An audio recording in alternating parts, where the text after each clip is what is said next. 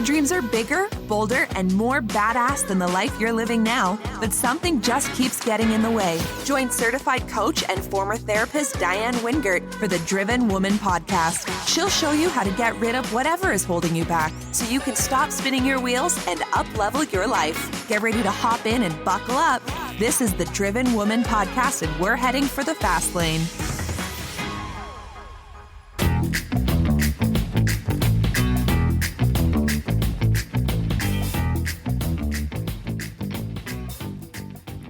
Well, hello and welcome back to all my driven women.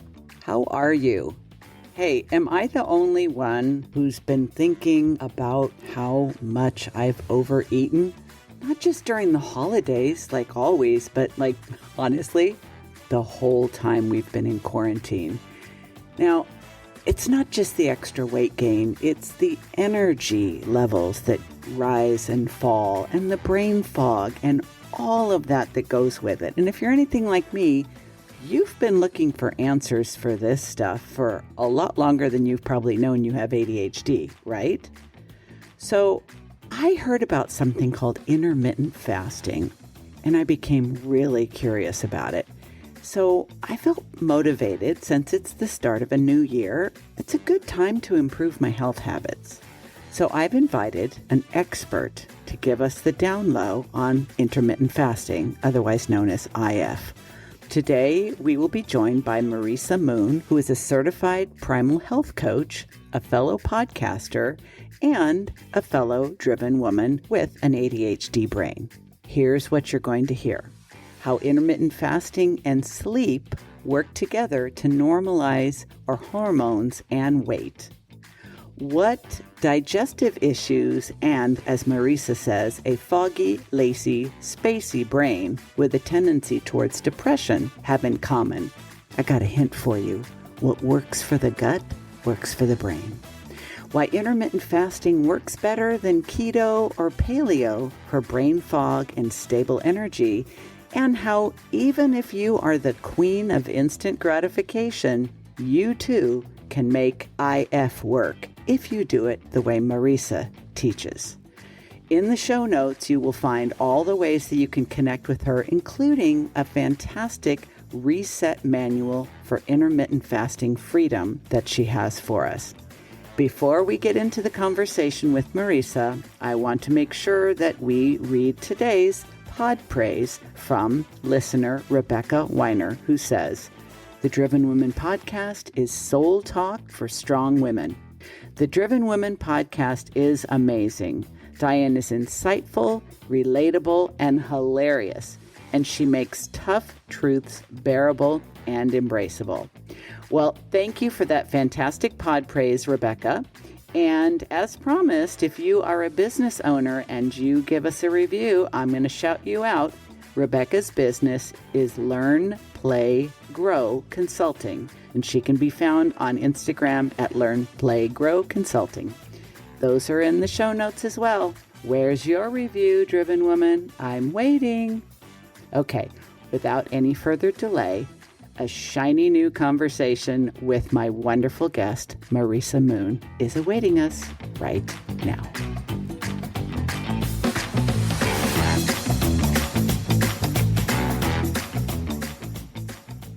I want to welcome Marisa Moon, who is a health coach who specializes in something that I have been thinking about for a hot minute, but haven't been able to do yet. She is an expert in intermittent fasting. And one of the things that we're going to talk about today is intermittent fasting for the ADHD brain. So welcome, Marisa. Hey, it's so great to be here, Diane. Thank you for your curiosity and interest in this topic. It means a lot to me. Oh, you're welcome. Well, we both have ADHD, disclaimer here. And I think for those of us who have this brain, we usually go on a lifelong quest for all the different things that can help us with focus, help us with energy, help us with just really achieving our goals, wouldn't you say? Yeah, that's exactly what led me to it to begin with. And everything we're going to talk about today in regards to this effect intermittent fasting has on the brain and mental energy really applies to anyone who's struggling with mental energy or just knows they're a few clicks away from really like turning things on up there. And that's far too many of us today because we're just spread too thin. We have too many tabs open. We are wondering how we're going to get through it. And I think this is really a tool that productivity coaches should be sharing for sure. Absolutely. I wish more of us were, but I can only do my part for my little corner of the internet. But before we get into the specifics of intermittent fasting for all brains, really, could you tell us what your personal history is and why did you become a health coach? What got you interested in intermittent fasting and maybe a little bit about your own personal experience with it? Sure.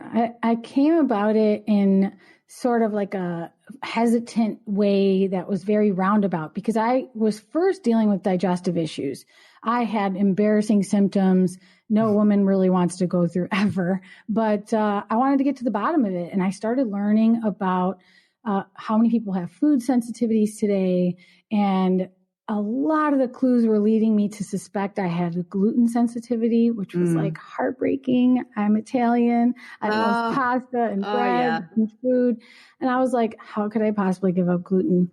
But, you know, I did have the courage one day to try it. And I thought, what the heck? I could just eat it if it doesn't work. And it was almost immediate in the resolution of my symptoms in my gut. And so I then continued down this path to learn about the paleo diet and ancestral health. And that made a lot of sense to me because I did grow up in a very like culture rich, traditional family who cooks from scratch and knows where their food comes from. And so I was like, wow, why aren't we more curious about the ingredients that are in our food or where it's coming from? And so I just ventured down that path and I learned about intermittent fasting, but I didn't like the idea of intermittent fasting. I was like, what? Why would I purposely not eat? I love food. That's why I lured you here to convince me because it's a hard sell, girl. Yeah, no, I love eating and I love food. So to me, it was just not immediately anything I wanted to try. And over the years, I was a food blogger, not yet a health coach.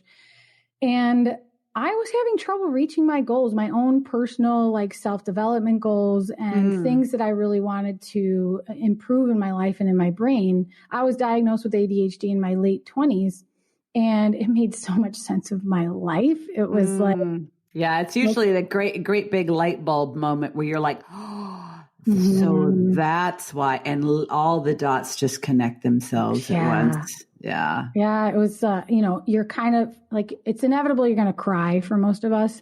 Not in the doctor's office. I didn't. I just was like, I knew it. And then, you know, I wanted to tell my family and that's when the tears came. I just kind of felt like I was screwed up for a second there. And then I realized, you know what? I can now go forward with a better understanding of myself and do things differently. And that's exactly what I did. It just is an ever changing, ever evolving process. And it is for everyone. But I think when you have ADHD anywhere on the spectrum, it's like we always have to learn the new hacks and tricks and how to talk to the little voice in our head and how to adapt because we are not naturally adaptable and life forces us to adapt. And so we're always like having to go back to square one and relearn these new things and methods and find new strategies. And for me, the mental energy and stamina was always a problem, even with stimulant medication, which I also resisted. I did not want to be someone who relied on stimulant medication on a daily basis. Because you're a real independent, go-getter, self-sufficient person, and medication means you're cheating or... I just was worried about the long-term consequences on my health. That's where my initial concerns came from. But it wasn't so much about what other people think or just that I would have an advantage because it didn't really feel like an advantage. I just was concerned that I'd have consequences down the line. But it's also, tell me if this is right for you too, Marisa. It's like if I take the prescription and I open the bottle and I swallow the pill and I actually feel better, am I confirming what I've always suspected? There's something wrong with me. Yeah. Like, it's almost like people say, it's okay that I have it's just that every time I swallow that pill, it's a reminder that I'm not completely okay without this. I'm like, oh no, it's very true. That's why mindset work is so important for everyone. And I can see that you've done that because it's like your curiosity kicks in. Like, okay, I have these digestive issues. This is uncomfortable. This is embarrassing. This can't be normal. You didn't think there's something wrong with me. You're like, this is a problem and there's a solution. And your curious brain, which I think is one of the better traits about ADHD, just went to work. And the same thing. It's like, okay, I've got this foggy, lazy, spacey brain. Turns out what works for one works for the other. Yeah. And you said it. It's like foggy, lazy. I have a tendency towards depression. I always did. That's why I dropped out of college 3 times, even though I was extremely driven. I, would just fall into these deep, dark despairs. And it still happens to me now when I try to stop my medication. And so that's kind of it's exactly what you just described, although I've never really described it to myself that way. It's a wake up call. Without the medication, I am not myself. That is not me. I am not that depressed person. That is not me at all. And so I do think that is one of the main reasons I was okay with taking it daily then, because I feel more like myself. And you know what? That's all the thought that we have to put into it. You don't have to go down that road to stigma, shame, there's something wrong. It's like, I really believe that until we decide, hey, some people have a PC, I have a Mac. Some people drive a Toyota, I drive a Tesla. Like, I don't actually drive a Tesla for the record, but like your brain simply works differently than other brain. Doesn't mean there's anything wrong, but it does mean you do need to figure out what it needs to function at its best. Now, before we go further into this, you used a couple of terms that not everybody may be familiar with. So I want to make sure we break those down so everyone can stay with us.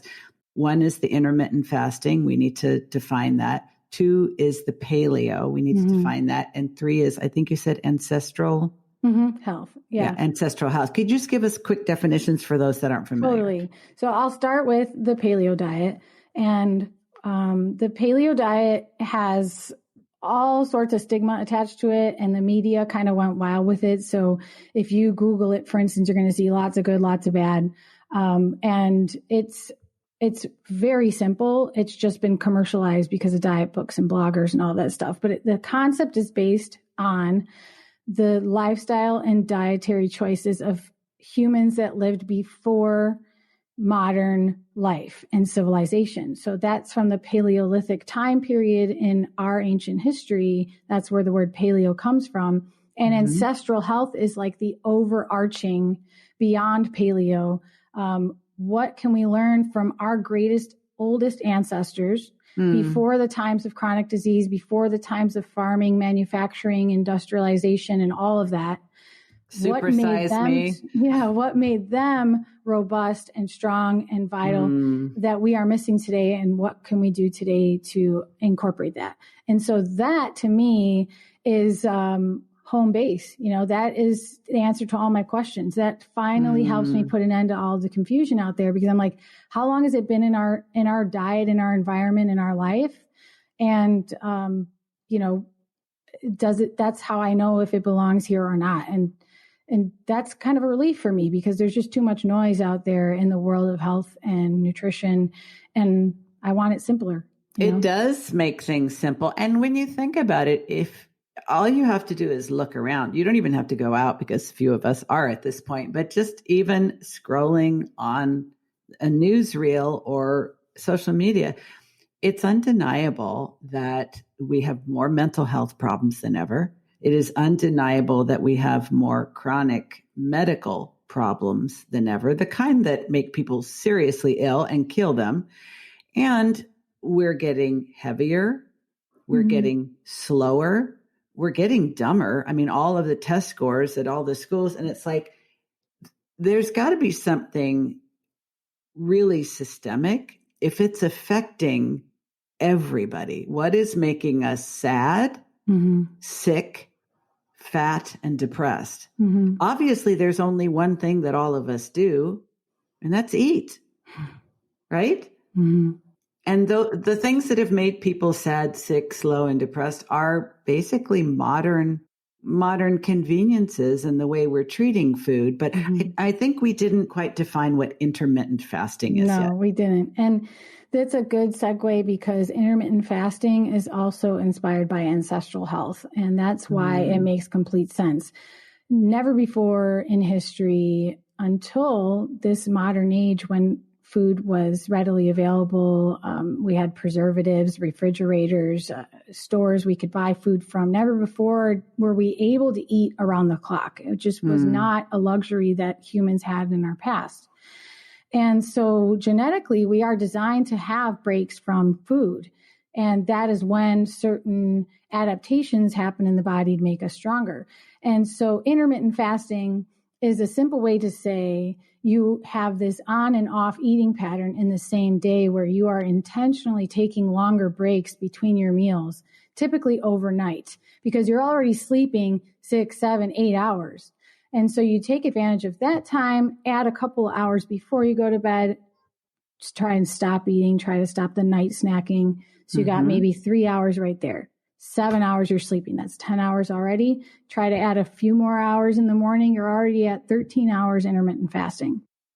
What's the goal? How many hours do we want it to be? The science shows that 14 to 18, depending on what someone's goals are. If we're talking about insulin resistance and pre-diabetes and type 2 diabetes, you'll often see recommendations to go longer than that, like 20 hours, 3-day fasts, things like that. But we see a lot of the benefits happening around 14 hours, which is really, really motivational because anyone can do 12 hours now, like without changing much in their life. 12 hours is easy and you will already have benefits from that. But if you just add on a couple more, you can experience a lot of the things that I'm going to be talking about today, including, enhanced mental energy and repair from if you have consistent injuries, lots of inflammation, mood disorders, and problems with stress tolerance. This can help in a lot of ways. And I could go into the many reasons, but I think that's a good place to start is just intermittent fasting is also a diet fad right now. So don't get swept up in all of the terminology. Don't get swept up in the million methods and the Facebook groups and people telling you have to do it this way, you have to do it that way. I'm living proof, and I've coached thousands of people how to do intermittent fasting. And I teach the most flexible intermittent fasting lifestyle there is because that's the only way it will become part of your life forever. If it can change and flow with your needs, your schedule, your mood. And that's really what we need from it so that it lasts, unlike every other diet. It's true. And also, I think, for people with ADHD, we do have a tendency to be impulsive and we do have a tendency to jump on whenever bandwagon happens to be rolling through town. And, a lot of us struggle with impulse control when it comes to eating.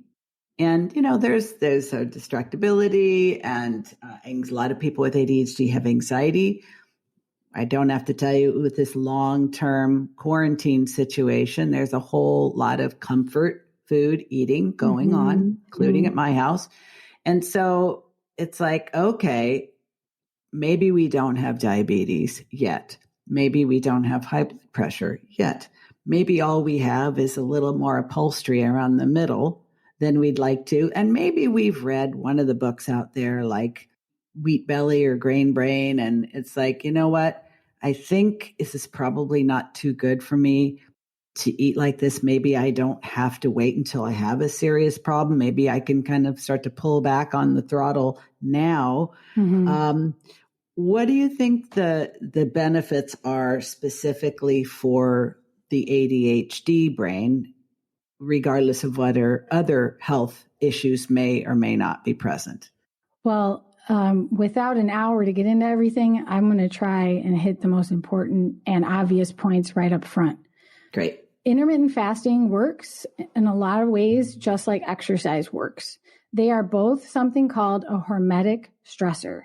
So they apply acute short-term stress that is challenging the body, but brief enough so that the body has time to recover and adapt in response to the stressor to prepare for future stressors like that. And exercise is a proven therapy and a remedy for the ADHD brain. A lot of the reasons that fasting also is because it increases blood flow to the advanced regions of the brain where ADHD individuals struggle with energy usage and neurotransmitters like dopamine, norepinephrine, which also exercise and fasting stimulate norepinephrine.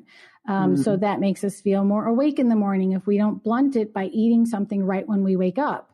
We will continue to produce more norepinephrine, and it will make us take our day more seriously because we will have alertness that we are typically lacking. And there are further benefits because intermittent fasting, depending on the person and the context of your diet and how long you're fasting, can get you in a state called ketosis. So the keto diet is also trending, but intermittent fasting gets you into this state of fat burning known as ketosis without eating a keto diet. It happens because you go past a certain number of hours, 8 to 12 hours, depending on the person, and you force your metabolism into a natural process of making ketones from your own body fat. That's what our fat is there for. Our fat is there for energy. It's storage. Yeah, it's storage. Because we didn't used to. I mean, if you think you know this, obviously, but thinking about our ancient ancestors, they could go like long periods of time without eating. So when there was food, especially flesh food from an animal, they would eat as much as possible, and then they'd wear it around for a while, and they'd slowly burn it off until they could eat like that again. You're absolutely right. The problem is the way that we've been trained to eat and diet has been one that requires us to be glucose dependent, sugar dependent, carb dependent. That's why we've been told to eat every 3 hours, snack between meals, and eat so frequently. It's because if we have a diet that's based on grains, like we've been taught in the old food pyramid. And we have a diet that's high in sugar and things that are processing so quickly with that as our fuel. Like fruit, for example, right? Yeah, even fruit is also sugar as well. But it starts to actually turn off genetic switches that we have that know how to use body fat for energy. So there's a couple of things going on there without going too far into the science. The important things to know is when you eat something with carbohydrates, your body produces insulin. And insulin actually stops you from burning fat, and it stores any extra carbohydrates that you can't store, which, by the way, we have very limited storage for carbohydrates. It converts it into body fat. Yeah. Because we have endless storage space for body fat, but not endless space for carbs. Yeah. That I have never heard before. And it's like, wait, what? We don't have much space for carbohydrates. It's like, oh, that's the self-help section on the shelf. Yeah, that's already full. You're going to have to put it somewhere else. So you're going to put it into triglycerides and stores it as body fat. Oh, mama. I know. It's crazy. So insulin in production means you cannot possibly physiologically burn body fat, but also that you are very likely storing more fat. And so even on a low calorie diet, someone will be eating frequently every 2-3 hours and producing insulin every 2-3 hours. And so they are never in a state of fat burning. Their brain is always telling them they need more carbohydrates, they need more sugar, they need more cravings, they have to eat, they have to eat. But when you turn off that requirement of insulin by doing intermittent fasting or by doing a keto diet, finally those signals of hunger and cravings and appetite get turned off. Genetic switches get turned on, and your body starts using fat for fuel like it was designed to do. And ketones, the actual little molecules that we make from body fat, our metabolism makes from body fat, we can use those in our brain so easily. They pass through this thing called the blood-brain barrier, and the brain cells just love them. And we are already having impaired energy centers in the brain of an ADHD individual, especially in adults and women, by the way. We have reduced glucose uptake. We have trouble utilizing carbs as energy in the brain where we have critical thinking and executive functions. Especially after menopause, okay? Oh, you have that to look forward to. I can tell you life from the other side is you literally think, I have Alzheimer's. It's like, nope, this is...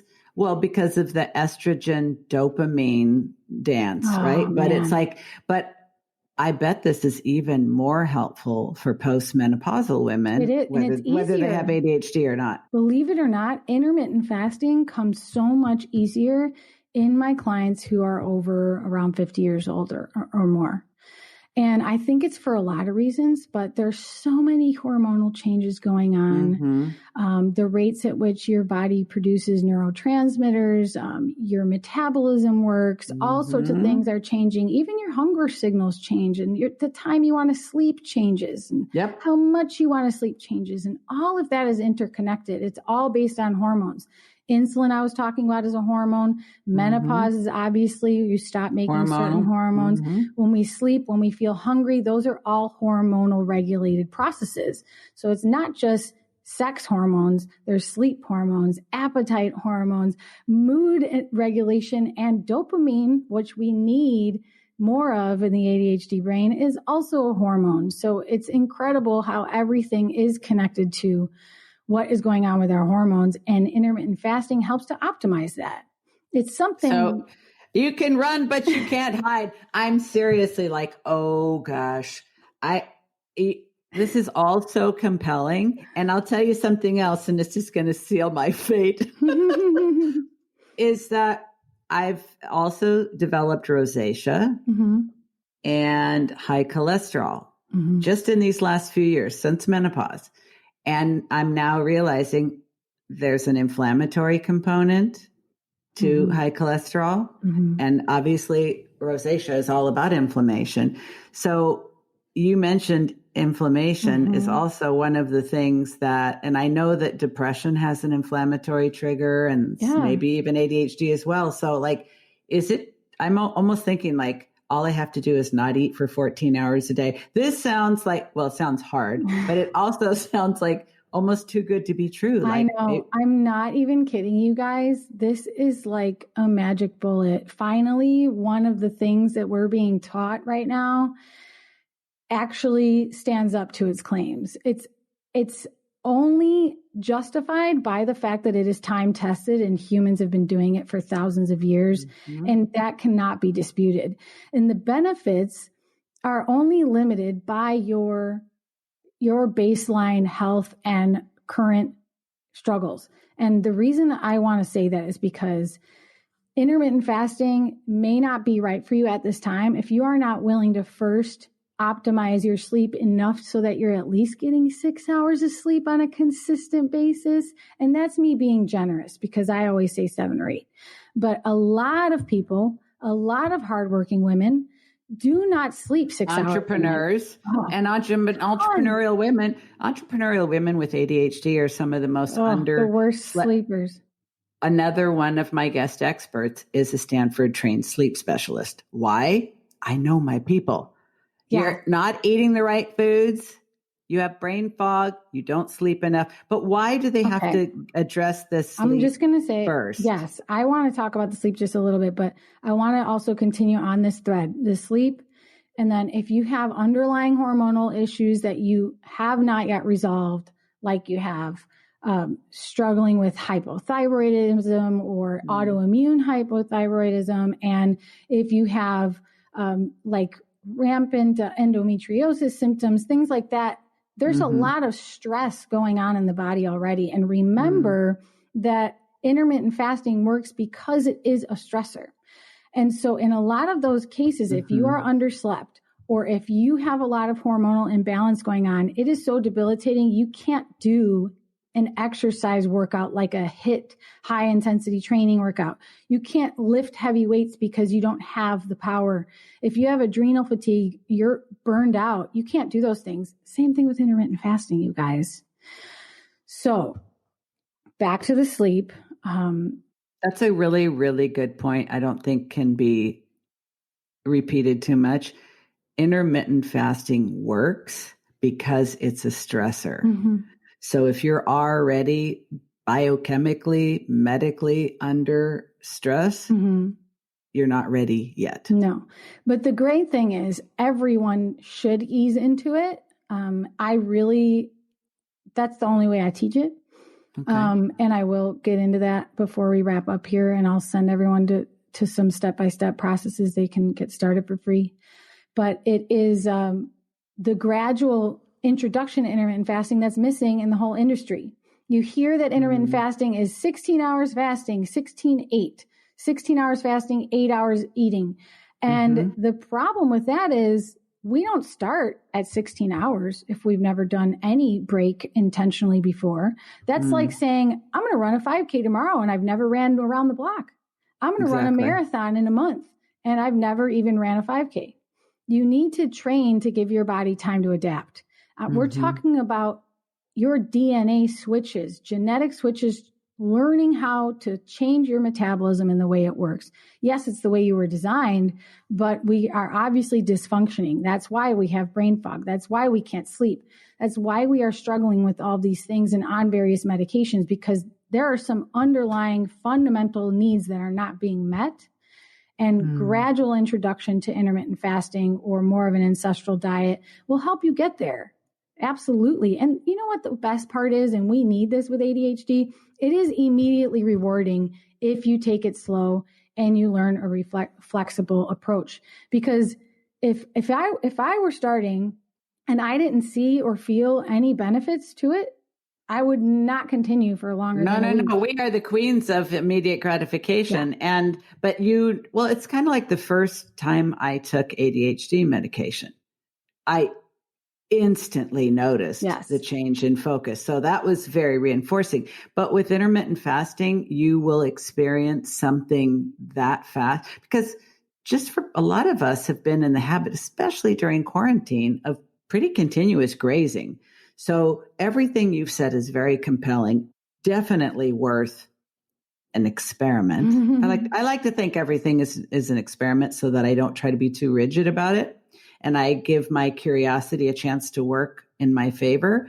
But let's just say we decide, okay, I'm going to do this. Do we have to go? I know we're going to ease in time-wise, Marisa, but do we also need to adopt the paleo diet as well? Or could you literally just do intermittent fasting, but still keep all your crappy sugar and carbs during your eating window? And what would happen if you, because listen, I'm asking for a friend. Well, you are right in both circumstances. You can do intermittent fasting without changing anything about your diet. In fact, a lot of people are attracted to it because they're like, oh my gosh, awesome. I can still eat an entire tub of ice cream and an extra large pizza every single day as long as I fast for 20 hours. So if you want to do the extreme fasting and jump and dive in, it's going to be a lot harder, a lot less enjoyable, but you can still eat all the crap that you want. Okay. So that's out there. If you want it, I'm not the coach for you. Now, the type that I coach is also gradual. I'm not asking you to throw all that stuff out. I'm just helping you to understand that if you start to gradually reduce how much sugar and how much carbs you have in your life on a daily basis, intermittent fasting comes so easily and you get these compounding effects. That's why you get the immediate gratification, because you take your time, you make these small incremental changes, and it becomes immediately rewarding. And then you continue to adapt so it comes easier and easier and everything becomes a no-brainer. And everybody can learn from my reset manual. Reset is an acronym, and the first R is for reduce your carbs. The E is for eat nourishing foods. The S is for start with 12 hours. The next E is for extend your fasts, and the T is for trust your instincts. And so the R is really important. Reduce your carbs. You're not going anywhere near keto or low carb, you guys. This is for the people who do not wrap up a meal without following it with something sweet. This is for the people who have candy bars and sweets in their desk, by their couch, and sit and eat an entire bag of chips in one sitting. This is for the people who have never had a meal that is not between 2 slices of bread or over a bed of rice or, wrapped in a tortilla. We need to start thinking about food as something that we would, gather ourselves, hunt ourselves. Like, obviously you're not going to do that. But if it's something that's made from bread or tortillas, that has not been in the human diet for very long. And it takes a lot of labor to make that. If you had to harvest seeds and hull them and grind them and make them into a dough, and our ancestors fermented the dough like traditional sourdough because we didn't have any preservatives, they didn't have refrigerators, there's no way that it would last. And they also understood that that's what was needed for us to acquire more of the nutrients. Soaking, sprouting, fermentation makes the nutrients more available and it's less disruptive on the gut. So that being said, those are treat foods, celebration foods. Those are things like, oh yeah, you're in a bind, you're in a hurry, you want to grab a sandwich, go ahead. But if every single meal that you're having has something sweet or something made from flour, you are setting yourself up for constant cravings, hormonal disruption, and a voracious appetite. You know that feeling when you can't stop eating, even though you're so full, you want to lean back and unbutton your pants and take a nap, but you can't stop because they just brought out the ice cream. It's a terrible feeling. I lived my life being at the grips of my appetite, and I thought that was the only way. I never imagined that I could be free from that. I never did. That's how my whole family is. I thought that was just how life is. And I don't remember the last time I've said I'm starving. I don't remember I'm never even really hungry, you guys, to be honest. I just love food. And I just kind of like, that would be fun to eat right now. I want to eat. Sure, that'd be great. You know what's so appealing to me, Marisa, about your approach is that not only are you a like-minded and like-brained woman, and you've got a lot of science behind you, it makes sense if you think about the fact that human beings have been roaming this blue marble for many, many, many more years than we've had McDonald's and Chick-fil-A. It's like food was never meant to be so easy, so convenient, and so produced that we literally have gone unconscious consuming it. We don't, as long as it tastes good and it's quick and easy, we just keep shoveling it in, never thinking, why does it take so much more food? Obviously, so much more than your body needs to run its functions. Why do we need so much more if it's so good? Obviously, too much is never enough.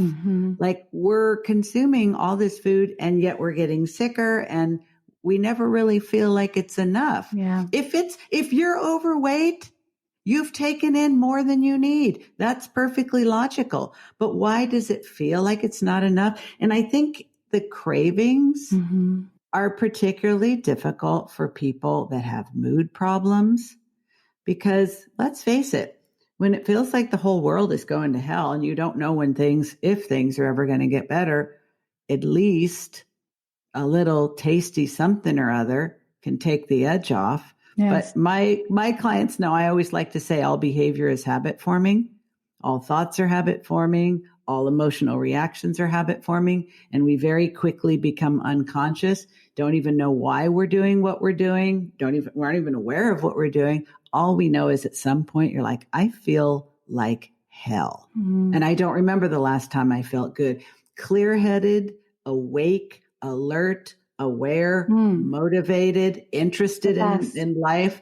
Like I think that mental clarity is something I know everyone listening is like, yeah, I want that. And honestly, you take medication, I take medication. Just medication alone isn't enough. It can help you stay focused longer, but the mental clarity is like, that takes so many women away from pursuing their biggest, boldest, most badass dreams, because they're like, I can get there, but I can't stay there. So how am I ever going to finish that book? How am I ever going to create that retreat? How am I ever, it's like, I just keep slipping in and out of mental clarity. And with it comes motivation, focus, energy, and the belief that you can get the job done. So, yeah. I mean, I know we're running short on time, but there's so many things that you just reminded me of that is important for the ADHDers. And number one, if you already have trouble with binge eating because of your medication, then perhaps this is not for you. There is a problem in the fasting world where people do not make these modifications in their diet to improve their nutrient intake and reduce the sugar and carbs. And they try to jump into the 16, 18, 20, 24-hour fasting, and they binge as soon as the fasting window is done. And especially with ADHD individuals who are taking stimulant medication, if you are someone who's naturally underweight already or under eating, then perhaps intermittent fasting is not right for you at this time, because we need to get a hold of the underlying issues and understand, like, if you are an emotional eater to the point where it has become disruptive in your life, you are ashamed, and it is like affecting your quality of life, that will make intermittent fasting more difficult as well. But I do want to say that I have found in my ADHD clients who are more like me that they really appreciate the freedom from having to make a freaking breakfast. How long have we been told that we need? Especially the moms. They're like, Exactly. They're trying to feed their kids. They don't even have time to think about themselves. If you're not hungry, you guys, our hunger hormones are at the lowest point around 8 or 9 a.m. in the morning. Why the heck would we be biologically designed that way to have our hunger hormones the lowest in the morning if we were supposed to eat right when we wake up? It makes no sense. The commercials tell us we should. Actually, John Kellogg's in the late 1800s came up with that slogan that breakfast is the most important meal of the day because he wanted to sell his cereal. But ADHDers naturally, with or without medication, we naturally skip breakfast because we are like a whirlwind in the morning. We're like, okay, either that or you're like a zombie and you're like, I would rather just lie here and do nothing. I don't want to lift a finger. Or you're like a whirlwind and you're like, oh my God, I got to do this. I'm going to be late. I got to go here. I got to do that. And if you have kids, forget about it. Yeah. So intermittent fasting actually comes natural. So if you are a nighttime snacker right now, don't worry about that right now. Okay. Don't worry about that. Just try to add an extra hour in the morning. Then if that feels comfortable and effortless, add an extra hour. Now you've got 2 hours later than you'd usually have your breakfast. Then add another hour once that becomes effortless. And that's the pace at which you take it. But I do want to say something important that I actually had brain mapping done because this theory has never been talked about before, intermittent fasting for ADHD. And I was like, I've been doing this for, like 6 years, the intermittent fasting in my own life. And I was like, I know that when I eat instead of fasting, I screw up at my work. I want to check out. I want to take a nap. And I can't concentrate with my medication. I just can't. And so I met a psychologist who specializes in brain mapping in Chicago. His name is Dr. Sam Afara, and Synapse Chicago is the name of his place. So he did brain mapping, stuck all these electrodes on my head to test my theory. And he tested my brain activity, all the different waves and the ADHD centers of the brain. And he mapped it out while I was in a fasted state. And I stayed in front of him. I ate a salad with sardines, tomatoes, avocado, and cabbage and greens. And I ate that in front of him, homemade dressing. And about 30 minutes later, he did brain mapping again. And my ADHD symptoms were significantly worse. And he was shocked, you guys. And so he was shocked because he does brain mapping all the time. And he has worked with patients who do better after they eat. So as you know, with everything in health and nutrition and even ADHD, things are so individualized. You have to figure out what works for you. But we are also terrible at noticing patterns in our lives. It took me like 6 friggin' years to realize, that this was a very, very noticeable, difference in my productivity. I knew it, but that wasn't enough for me to articulate it. Does that make sense? Like I said, it was immediately rewarding, but I didn't know how to put words to it. Well, and I think most of us, and you would probably agree, Marisa, most of us are really good at noticing patterns in other people's lives. Right. But you are clearly extremely knowledgeable, very passionate, and know so much more about this topic than we could ever hope to squeeze into a podcast. But I am absolutely persuaded that I need to do this. Your enthusiasm for it and the fact that every single excuse that my brain was serving up, you were ready for me with science. Woo-woo will never persuade me, and just charisma, although you have plenty of that, will never persuade me. But a logical, passionate, persuasive argument in an area that some part of me already knew, like, come on. Like, you should not be needing to drink coffee at 3:00 in the afternoon. Right? Huge. I know better.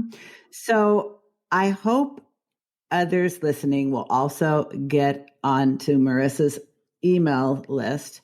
And she's got a lot of free, really amazing resources on her website. She also has a podcast. Before you go, will you tell them about that? And also, I will make sure that we have links to her socials, her website, her podcast, her freebie, and every possible way that you could seek her out and learn more from Marisa. But before you go, tell us about your podcast. Yes, absolutely. And you guys can grab that reset manual at marisamoon.com/IF freedom. The IF's for intermittent fasting. And my podcast is the foundation of wellness. And I really made it to help others learn a more refreshing take on diet and lifestyle. And a lot of the topics go back to ancestral health because, like I said, that helps me make sense of it all and cut through all the confusion. And so I hope it does that for you. And thank you so much for having me here, Diane. It's been fun. It was a delight. Absolutely. Bye for now. Bye. Hey, it's Diane. Can I be honest with you? At the beginning of each new year, I always told myself, this is the year I'm going to get my habits dialed in.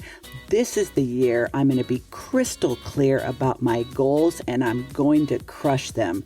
This is the year I'm going to get my shit together on every level and I'm going to do it all by myself.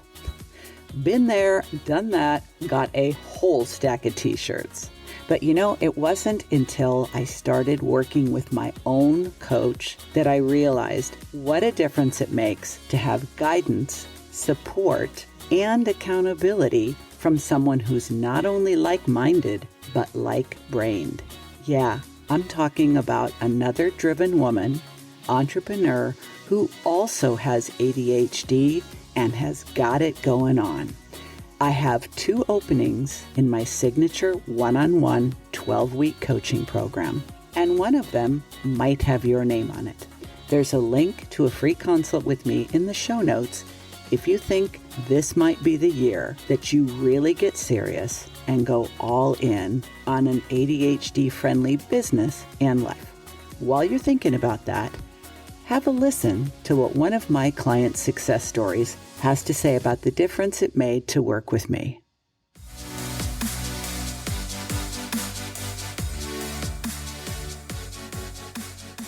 So I remember when we talked about what you introduced as habit stacking, so pairing your habits, and when you did initially bring that up, my initial reaction was like, ugh, like that sounds awful. Like, I don't want to do that.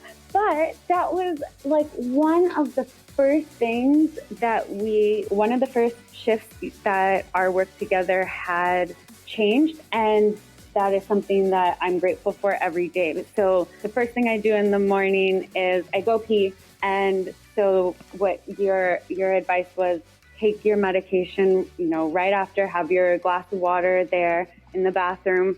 And so that's sort of my daily routine is going to the bathroom, taking my medication, contacts, coffee. Yeah. And it's great because it just cuts out any chance of forgetting, which then would lead to kind of lollygagging around. And I'm like, oh, wait, have I taken it? I should take it. Wait, but this one other thing. And so that really starts off the day so consistently and well. So that is the first thing. And then with regard to the rest of my morning routine, my best friend and I, we live together and we exercise in the morning now. So we've been doing that for the past 4 months, like at least 4 days a week. And so we do beach body, and it's just really fun because we do have the accountability of there's going to be someone waiting for you. So your butt better be up.